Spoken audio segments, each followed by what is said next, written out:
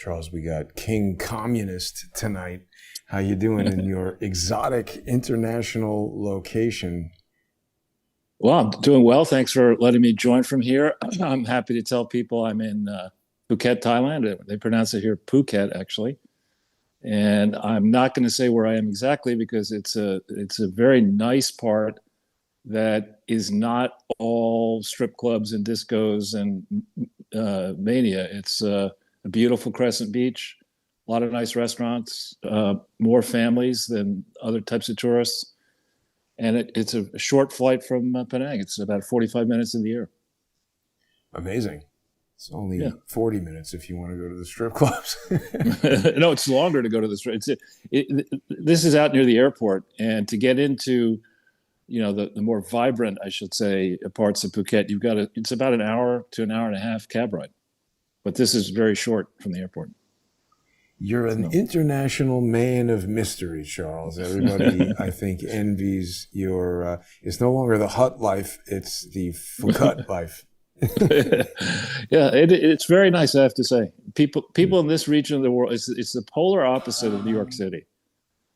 People, and that's not where I am. What you're showing, that's Phuket Old Town, but the people out here in general are very happy to interact with well-behaved tourists. They don't like, the backpacking, weed-smoking maniacs, of which there are in the old town and elsewhere. You run into those types of people. But if you're respectful and say please and thank you, and we're not rowdy, you're very well looked after here. That's good to know, Charles. Now, I don't know if you are keeping up on all the latest news here in New York, but obviously, you and I have been speaking for several days about the King Communist, our buddy, soon to be, perhaps, hopefully not, mayor. What's his name here? Zohran. Yeah.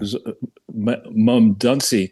No, I mean, the kind of statements this guy is making are the kind of threats, basically, that a thug bully would make. The beatings will stop when morale improves. That's basically what he's saying. We're going to destroy the capitalist system in arguably the global center for finance unless he gets in. But New York City has been effectively the global capital of capitalism. And this idiot wants to kill the goose that laid the golden egg. Why? Because somebody like him with no experience, this guy has no managerial experience other than perhaps participating in riots around the world. He thinks he's going to go in and start tearing World Financial Center down I think he said he wants to tear it down and turn it into affordable housing. What is he talking about? It's absurd. And it's even more absurd that people actually voted for him. I question just how many people actually voted for this idiot. Yeah. And so it's not a laughing matter. At this point, I know you have some news, I think, about somebody who's doing good research on this background. It may be that he is not actually who he says he is, in which case maybe he gets bounced from the ballot. But New York City cannot make the mistake that San Francisco made. I mean, San Francisco is an unlivable hellhole. It used to be a delight to go out there. And it's never coming back. San Francisco at no point had anywhere as deep a industrial background. It certainly didn't have, it had a stock exchange, but nothing like the New York Stock Exchange. And so when the businesses left, and now as the rich people realize, that the mayor and the governor of California are functionally illiterate criminals, basically, stealing money from the public trough, there's no road back for San Francisco.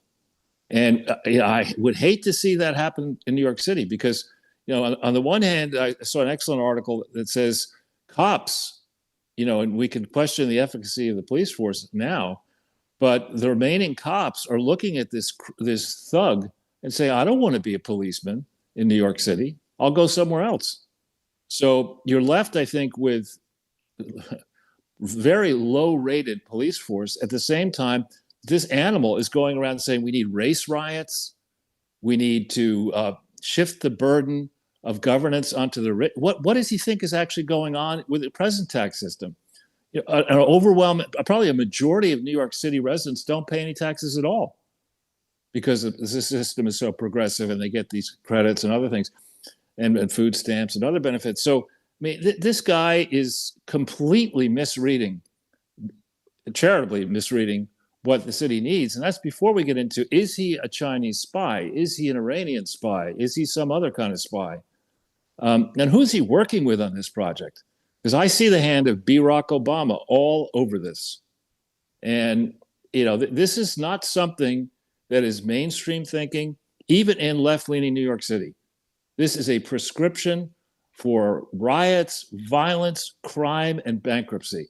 And nobody votes for that. No sensible person votes for that. That's before you get into his views on the Middle East and what might happen to the very large slice of New York City that are people who support Israel and or are Jewish. I mean, this man is already, he's not even in office. He hasn't even won the general election, and he's fanning the flames of insurrection. Yeah, it's bad news. The guy I was talking about was 0 Hour, and he had found a lot of information about Zohran Mamdani being in Egypt in 2013. He was saying he had more evidence that Mamdani was a citizen of Egypt than the New York Times did, that he was a citizen of the United States. And then also somebody else had pointed out, and I don't think that this is a disqualifying crime in New York City, amazingly, but that Mamdani, when he ran for city council, he did that before he was a citizen. Now, I don't know, do you need to be, or maybe he lied about his citizenship? I'm not sure. I want to make sure we don't say things incorrectly, but there's a lot of problems here with Zohran Mamdani. I've always felt like this whole notion of like, oh, we're going to, make New York City affordable housing. It's just as stupid as putting migrants into expensive hotels in the middle of New York City when, as I drive around the country, we've got, even in New Jersey, there's going to be less populated areas, 45 an hour and a half away from here, where there's just less demand, more land, less expensive. Why not put people there? It doesn't make sense to take premium expensive real estate and fill it up and make it accessible to people who don't have money to pay for it. I mean, it's exactly, and this might sound simplified, Charles, and I've said this to you offline, but, in the 80s, somebody stupid at the Cadillac company got the idea that if they made a low-cost Cadillac, that would appeal to anybody.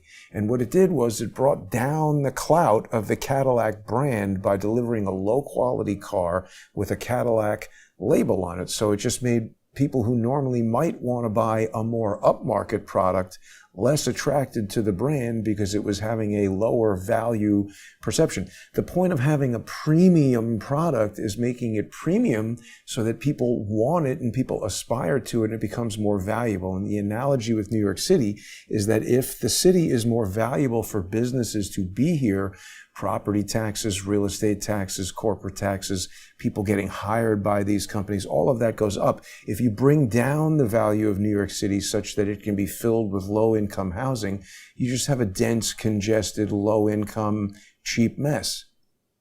Well, and to add on that a little bit, a very large problem that the city has, particularly Manhattan, is that a lot of the land in New York City, in the expensive parts of New York City, is owned by nonprofits, Columbia University, NYU, other churches and schools and synagogues, stuff like that.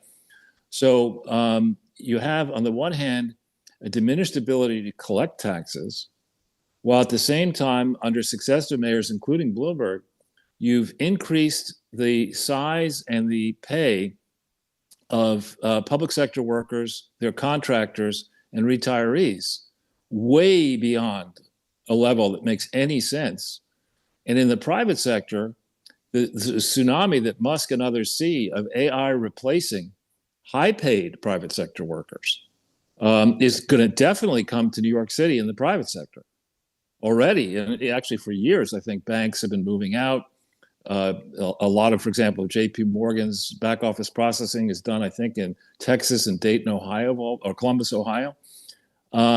So the public sector under Zohran and his clan of ass clowns, the idea is we're just going to bloat that, raise everybody's pay the way Obama did when he was president in the public sector and Biden in the public sector. We're going to say to the criminal element that went across our borders and is hostile to many of the things most of the things that Trump wants to do, come on into blue city and state sanctuary place, New York City, and this creep will protect you. Even if you get arrested, you'll be immediately out on the streets again. So come on down, you worst of the worst, come to Manhattan and New York City. And I think this is not something that responsible parents can look at and say, all right, yeah, I'm going to let this happen to my 7th grade and 5th grade kids, and we're at present, we've decided, we had decided we're going to have them stay in New York and maybe go to private schools. But with this, you have to course correct. You cannot, as a responsible parent, say that it's a good idea to keep particularly white people rich white people inside the city with this clown coming in. He's already said what he's going to do. He's basically putting a bounty on your head. And what responsible person would do? This is not an American way of thinking, right? You're supposed to be a melting pot. You come to this country and you celebrate its history and create its future. This guy is basically coming out of wherever he's from, Egypt, Syria, I don't know, and saying, no, that's not the way it's going to work. Wants to overthrow.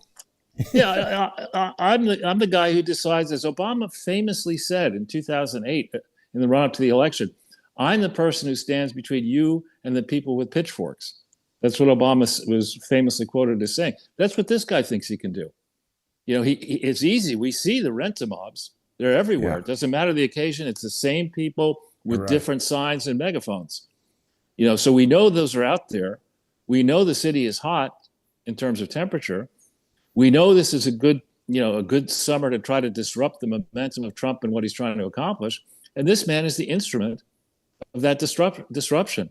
I hope the Trump administration is taking this very seriously indeed. And, I know they have, I think it is, maybe it's already happened already, or it's due to happen in Washington, D.C. There was some big thing that people were preparing for, and the big unscalable fences went up around the White House and the Treasury Department. There was some, I think, maybe it's Sunday your time, rally, and then on the 4th, of course, is it the 4th or the 5th, the No Kings rally? I think the 4th, but there was supposed to be something today that Laura had, I saw she had some flyer that she had put up. So Laura has an associate, maybe you've seen him, Charles Downs. He's in Washington, D.C. I've run into him in D.C. He's usually covering this stuff. So he caught the left busing in Trump protesters. Laura had like I said, she had the card where they were saying, go to such and such an address in New York at 7:00 in the morning and the bus is going to leave promptly. So here's Charles with the fences that he's showing all around. They're obviously getting ready for something. Yeah, here, right. Look. It says historic struggle in Washington, D.C., the front line, telling people Boston, New York, where to go to get on the bus. I mean, it's like, this is pretty crazy. Yeah, and you think about, you got Hillary Clinton. I had the displeasure of going through some of her trash that she wrote.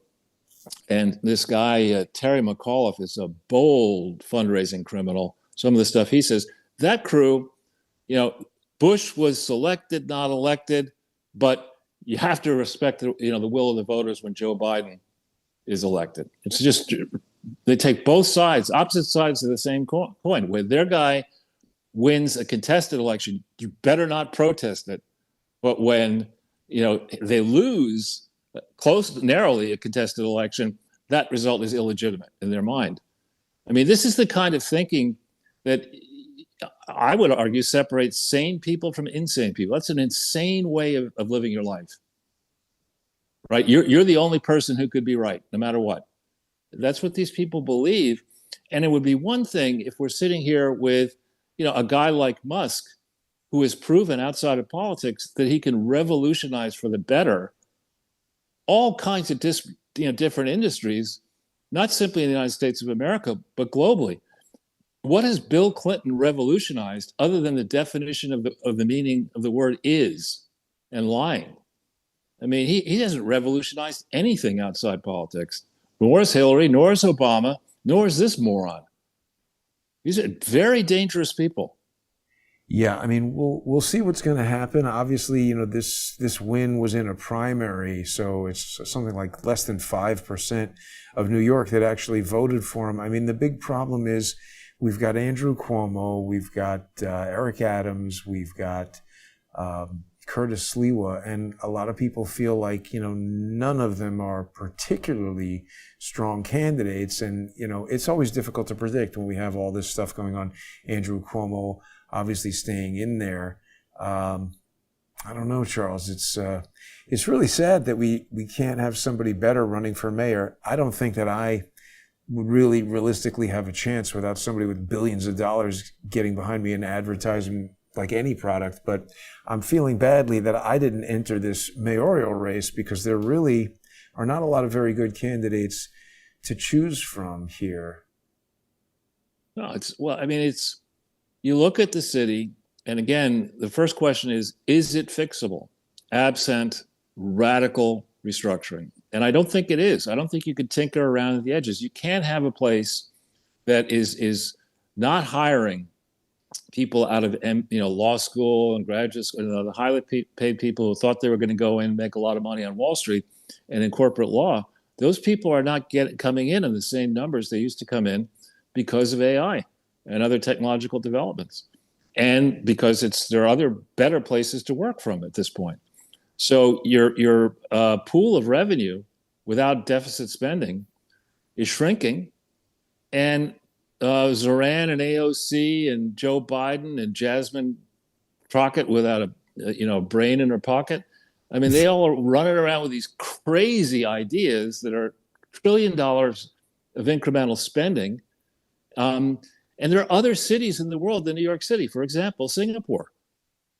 Singapore is a great. If you don't know when last time you've been there, but the infrastructure is fantastic. The workforce is hardworking. The legal system is straightforward. The tax burden is very low. It's very attractive to multinational companies. Why would you put up with homeless people shitting in the streets in front of your head office and home, and the privilege of paying gigantic amounts of taxes? The uncertainty that was introduced by Tish James, where a rogue attorney general, and maybe at the city level you have a similar person under Zohran, can decide, what? Fuck the statute of limitations. I'm going to go back 25 years, 50 years, and find an injustice and train my legal beagles on somebody in the private sector, knowing that I can outspend that person, or at least cost them millions, tens of millions of dollars till they give in. This person in my view, should have been disqualified from running in the first place. And I hope Tom Homan is looking carefully at him. And somebody is looking, I hope, carefully at whatever forms he filed to get his citizenship, because I have a sneaking suspicion he lied his ass off. Well, that's just it, so there was this Muslim Brotherhood fueled coup in Egypt in August of 2013. And what this Twitter user 0 Hour is finding is just all kinds of tweets, August 14th, 2013. Whoa. No. It was the coup you're talking about. If you're talking about Mohammed Morsi, that occurred June 29th, 2012. And why that is very important is that on that date, Uma Abedin became a special government employee. We're losing you, Charles. Can you hear me? And for the foundation to NATO, the State Department, and Hillary personally. Okay. And hello? Yeah, you broke up. You want me to check back in? No. I think it's just getting through a burp. You seem to be coming back into focus right now. You were saying that the Egyptian coup was in August of 2012? It was, no. What happened was there was an election, and Mohammed Morsi was sworn in, gave a victory speech on June 29th, 2012. in Arabic. He said that his number one priority was the freeing of the blind sheikh, the person who allegedly was the leader of the first attempt to down the World Trade Center in 1993. He says, in his victory speech, my top priority is to free the blind sheikh. And at that same moment, Uma Abedin, Alex Soros's new bride, became employed by the State Department, the Clinton Foundation, Hillary Clinton personally, and Teneo. All 4 jobs at once. It's tough enough to have 1 job, but this girl managed to have 4. Now, a top priority for the Clinton Foundation was to go ahead and to have Morsi speak at the Clinton Global Initiative in September of 2012. So there's a whole bunch of information back and forth that we still don't have concerning what Bill Clinton and Hillary Clinton, who was then Secretary of State, were trying to do to pacify Morsi. And so it wasn't a coup, it was an election. And, but wait a minute, and Morsi... Because this, according to Wikipedia, says there was a coup in 2013. It says the 2013 Egyptian coup d'etat, or the counter-revolution, is an event that took place on July 3rd, 2013. Egyptian Army Chief General Abdel Fattah el-Sisi led a coalition. So this is the thing that our buddy Mamdani was there for. Well, fighting it. Yeah, right? He would. I mean, that's the thing. What Zero Hour presents is a bunch of documents from the State Department, like warning everybody to leave. And this is exactly when Zohran is going there. So he's saying, well, what the hell is going on? Who is going to this coup if you're not part of the Muslim Brotherhood? And then he goes back to a lot of old tweets from Zohran where he's talking about his trip. He just flew from Entebbe, Uganda to Cairo. This is July 21st, right in the middle of the coup. He's going there. So, I mean, is he just some random tourist going on vacation to Egypt in the middle of the coup? Or is he participating, just like he is right now, in a coup in the middle of New York City? He seems to be some sort of operative. And I mean, everything that you're saying about the Clintons and all this stuff with, Mohammed Morsi, isn't he the guy who died in the middle of a glass box in court? Right. But so yeah. So my point to you is that now that you bring this up, it is likely that Zohran is a tool as well of the Clintons. Exactly. And remember that Mohammed Morsi's spokesperson what worked for the Clinton Foundation. Right. So this is all CIA crap is what I'm getting at, because I don't believe anything about the blind sheikh trying to blow up the World Trade Center. I think it was Bill Clinton and the CIA trying to blow up the World Trade Center, and then they succeed in 2011. Everything they tell us about Muslim pilots and the blind sheikh, those guys are all actors stuck in. And what happened here is he's in court in some glass box, and he says, oh, I'm going to tell you everything about Hillary Clinton. And then he dies of a heart attack inside the glass box. And then his son, who's like 25, dies of a heart attack not long after this. This is all very weird. Exactly. And remember also the story when they were trying to explain what was going on in Benghazi on September 11th, 2012. The story begins before September 11th, several days before, when that cartoon animation appeared on Egyptian state TV. Egyptian TV. Wasn't a cartoon animation. It was a stupid movie called The Innocence of Muslims. But I thought it was in cartoon form. No, it's just a very bad movie. I've seen some images from it. Now, not to cut off what you're saying, Charles, but this is interesting that I haven't seen before. Lawyers say the son was killed by a lethal substance. See, what I had seen was that the son had died of a heart attack, but the son was less than 30 years old, so lethal substance sounds a lot more likely to me. The movie that you're talking about is called The Innocence of Muslims, and I had looked into this for a little while. It's very difficult. We're gonna have to get into more of this in the First Amendment Forum, because we're almost out of time here. But this is a good topic for us to discuss there. This director, Sam Basile, he's like an unknown guy who he's got multiple different names. At one point, I even went as far as trying to contact some location people who I think were involved in this, and you couldn't find anything about how this thing was made. Right, but whatever it was, the film appeared several days before September 11th, 2012. Here it is. And images from it. Yeah, and so what they said, what Susan Rice and Hillary Clinton tried to argue was that the riots, which were not just in Libya, but were in many Muslim countries, including Egypt and Pakistan, as Obama likes to call it. But these started running before September 11th. Then the dread events of Benghazi happened on the anniversary of September 11th. So I think whatever concerns I had about Zohran, I now multiply by 1 million. This guy is bad news. Totally. Super so, bad Charles, news. let's do this. Let's break here, and people are going to be able to join us in the First Amendment Forum. It's important to let people know, Odyssey just yesterday has implemented their new payment system, and it involves a cryptocurrency called AR. So I think for the next 7 or 10 days, people who were subscribed on Odyssey will still be able to get the sponsor exclusive content. After that, people are going to have to, if they want to stay on Odyssey, get a cryptocurrency wallet and do it that way.